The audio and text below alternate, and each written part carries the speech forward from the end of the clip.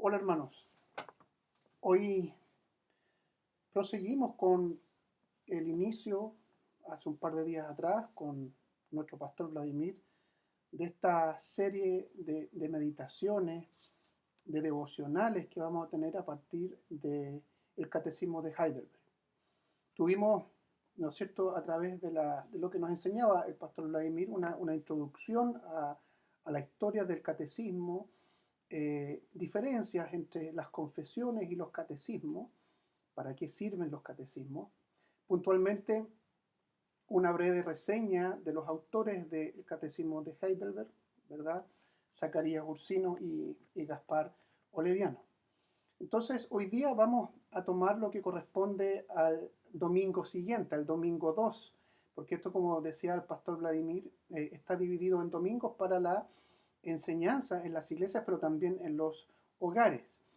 Nosotros lo vamos a hacer en los días intermedios, ¿verdad? En los días en medio de la semana, con la intención justamente de tener estos espacios de devocional. En el caso de las preguntas que están en este domingo segundo, que son tres, y estas están todas relacionadas con lo que meditamos hace un par de días atrás, dice la primera: ¿cómo conoces tu miseria? Estando por sentado que el hombre eh, natural, el hombre que está manchado con el pecado, eh, vive una vida en miseria, una vida miserable. Una vida miserable no es otra cosa que una vida alejada de Dios y por lo tanto también de su influencia. Y la respuesta nos lleva directamente a un texto en la Biblia, que es un texto que muchos de nosotros conocemos, que está en Romanos capítulo 3, el verso 20, que dice así: ya que por las obras de la ley ningún ser humano será justificado delante de él, delante de Dios. Y agrega: porque por medio de la ley es el conocimiento del pecado. Entonces, nosotros llegamos a conocer nuestra miseria a través de la ley de Dios. Y cuando habla de la ley de Dios, está apuntando de una manera específica a la ley moral, o a lo que nosotros conocemos como los 10 mandamientos o el decálogo.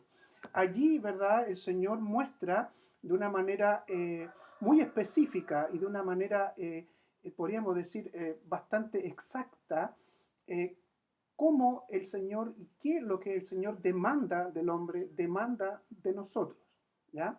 Es una ley, de alguna manera, bastante exigente, esta ley del Señor, esta ley moral. Y la segunda pregunta está relacionada con la primera, y es también para que nosotros meditemos qué pide en realidad la ley de Dios de nosotros. ¿Qué pide la ley de Dios de ti, de mí? ¿Qué pide la ley de Dios del hombre? Y la respuesta está también en la Biblia, y el catecismo nos lleva ahora al Evangelio de Marcos y al Evangelio de Mateo. Y yo voy a leer el Evangelio de Mateo capítulo 22, los versos 37 al 40. ¿Qué pide la ley de Dios de nosotros? Lo que Cristo, dice, nos enseña de manera sumaria o de manera resumida: amarás al Señor tu Dios con todo tu corazón y con toda tu alma y con toda tu mente. Este es el primero y grande mandamiento. Y el segundo es semejante: amarás a tu prójimo como a ti mismo. De estos dos mandamientos depende toda la ley y los profetas. Entonces, ¿qué está pidiendo la ley de Dios con nosotros? ¿Qué es lo que nos está diciendo de manera general, o en este resumen, en este compendio que Cristo enseñó con respecto a la ley? Es tener una relación correcta con Dios y una relación correcta con nuestros semejantes o con nuestro prójimo. Es lo que se podría llamar la dimensión vertical de la ley y la dimensión horizontal de la ley. Es decir, el hombre debe relacionarse de una manera correcta con su Creador y de una manera correcta con su prójimo. Y eso lo expresó Jesucristo como amar al Señor, amar a Dios con todo nuestro corazón, con toda nuestra alma, con toda nuestra mente, es decir, con todo nuestro ser. Este es el primero mandamiento, este es el principal mandamiento. Y el segundo es semejante, dice: amar al prójimo como a nosotros mismos. Entonces, ya podemos ir vislumbrando a través de la enseñanza del catecismo, que nos lleva a la escritura, que primero es evidente o se hace evidente para el hombre, evidente para nosotros, enfrentándonos a la ley de Dios, enfrentándonos a la ley moral de Dios, nuestra miseria, nuestra incapacidad o nuestras incapacidades, ¿ya? Para con Dios y también para con el prójimo. Pero queda una tercera patita en este devocional o en esta meditación del segundo domingo del catecismo. ¿Es acaso podemos cumplir todo esto perfectamente? ¿Acaso el hombre puede cumplir de manera perfecta la ley de Dios? Habíamos leído antes, ¿verdad? En Romanos 3:20, que por las obras de la ley, es decir, por cumplir la ley, por cumplir los mandamientos, ningún ser humano será justificado. Ningún ser humano puede ponerse o alegar inocencia delante de Dios diciendo yo estoy libre de culpa. ¿Por qué? Porque la misma ley de Dios, los mandamientos de Dios nos inculpan, nos están diciendo que somos culpables. Entonces, agrega el catecismo aquí diciendo, ¿es posible cumplir esta ley de manera perfecta? Y la respuesta es absolutamente negativa. ¿Y cuál es la razón de que sea negativa? Es que el hombre, desde que entró el pecado en el mundo, y por lo tanto el pecado en el hombre mismo, porque el hombre desobedeció, la naturaleza humana, la naturaleza caída, hace imposible que el hombre pueda cumplir perfectamente la ley de Dios.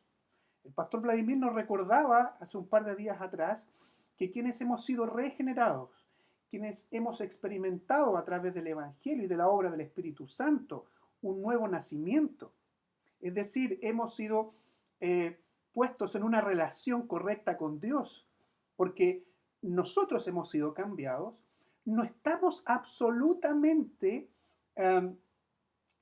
inclinados a hacer lo malo. ¿Por qué? Porque si no, no tendría razón de ser este nuevo nacimiento. Es decir, hemos sido capacitados. Como decía, ¿verdad? La pregunta primera y la reflexión primera del catecismo dice que hemos sido aparejados, prontos y aparejados o equipados para vivir en adelante su santa voluntad. Es verdad que aún compartimos la naturaleza caída mientras estemos en esta vida. Compartiremos la naturaleza caída. Pero eso no significa que estamos absolutamente inclinados hacia lo malo. Quienes están total y absolutamente inclinados hacia lo malo son aquellos que no han experimentado ese nuevo nacimiento, que no han experimentado la regeneración. Por lo tanto, sí, nosotros podemos y nos debemos esforzar por cumplir los mandamientos del Señor. Otra cosa distinta es que podamos cumplirlos de una manera perfecta, que es lo que nos hace meditar, en este caso, la tercera pregunta del catecismo. Y nos lleva también, y va a ser el último texto que voy a leer, que está en Romanos 8, y que habla justamente de esta naturaleza caída, porque dice, por cuanto la mente carnal es enemistad contra Dios, porque esa mente carnal no se sujeta a la ley de Dios, ni tampoco puede. Entonces, como resumen de la meditación de hoy, la ley de Dios, los mandamientos del Señor, al ponernos frente a esa ley perfecta, nos permite que nosotros podamos entender que delante del Señor somos hallados faltos, somos hallados miserables y por tanto enormemente necesitados. ¿Por qué? Porque la ley del Señor pide y exige perfección. Y si exige perfección, entonces, ¿la podemos cumplir perfectamente? No, no la podemos cumplir perfectamente. Aquí, hermanos, entonces tenemos una de las primeras partes del Evangelio. En unos días más, el pastor Vladimir en la siguiente pregunta y las siguientes respuestas y reflexiones nos va a expresar también la segunda parte del Evangelio, porque lo que estamos viendo aquí es esta primera parte que nos da las muy malas noticias del Evangelio, para luego prepararnos para las buenas noticias del Evangelio. La mala noticia es que la ley de Dios nos hace darnos cuenta o nos muestra que somos miserables, que somos pecadores, que ante Dios no damos el ancho. Y eso es a través de la ley de Dios, de la ley moral, de los 10 mandamientos, que exige perfección y que nosotros somos incapaces de cumplir esa ley. ¿Qué es lo que queda entonces? ¿Cuál es la esperanza? ¿Hay alguna buena noticia al respecto? Espero que quedes ansioso a esperar, recordar o esperar a recibir por primera vez esta buena noticia también del Evangelio.